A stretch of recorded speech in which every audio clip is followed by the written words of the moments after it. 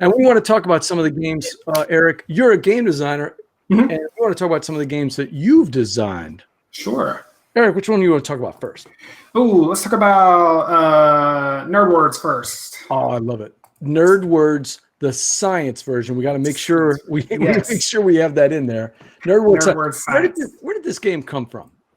So I met John Covey, who is the CEO of Genius Games, which if you're not familiar with Genius Games, they make science games. Also recently acquired Artana, so they do history and math stuff as well. Sure. And they're really famous for making games that are fun first, but actually you learn stuff while you're playing them. So I knew John for a while, and he came to me and was like, hey, there's no party games that use science. So can you make one? And I was like, sure, let me try. Sure. I came to him with this idea, and he just like instantly fell in love with it. He took it to a playtest that night, and people were like, what? And, we just were like off to the races, and co-designed it, developed it together.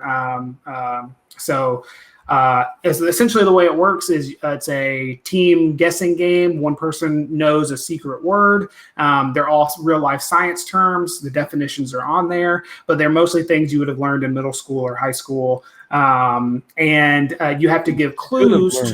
In middle school. Sure, you should remember. Right. You've got clues. A twist on this, Eric and Steve. Catch this twist. You've seen games like this before where someone's got a word and someone else and the group has to guess it. But Eric's got a twist to this. The clues that you have to use, Eric, are what? So you have to give clues that give information about the word, but they also have to start with letters that are in the word. So the example I give is osmosis. You have an O, an S, an M, an I in order to give your team clues. So there's two S's. So you could say like membrane, or you could say, in between, because semi-permeable membranes and all that stuff. You lost me. I'm out. All right, semi-permeable is an example. Yeah.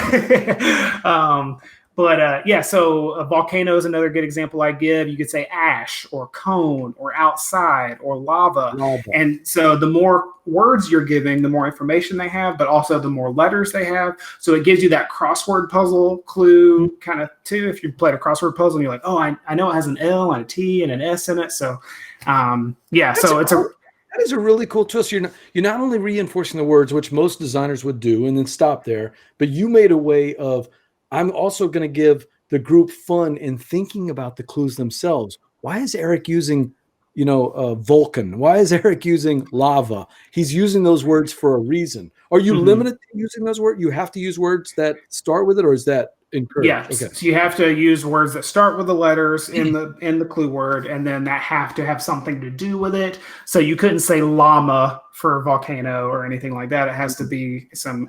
You could say luau because that's Hawaii, and they have volcanoes in Hawaii. So there's that creative element to it too, like trying to figure out clues that might work.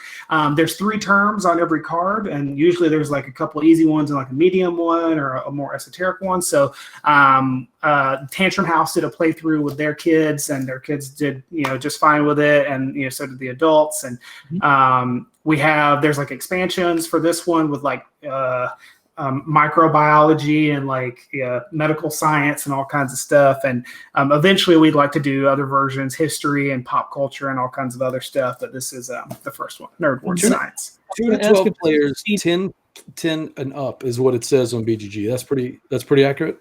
Is BGG right? Yeah, you can play with giant groups of people as long as there's just one clue giver. There's also a wagering aspect. If you see that little blue circle, it goes 0 to 4. And so when you make every guess, you can add on a wager. So if I'm, the person says Stegosaurus or whatever, I could say, oh, dinosaur, because that's got an S in it, and Stegosaurus is a dinosaur. Let's wager 4 points. And either you are right, or it might have been fossil or something like that, because fossil also has an S in it. So there's that pressure of, do we wager or do we wait? and the other team gets to guess as well. So you're like racing with the other team. So education, but fun, out from Genius Games, and you can get it right now, right, Eric? Yep, it's on Amazon. It's on Genius Games website, and available at its stores as well.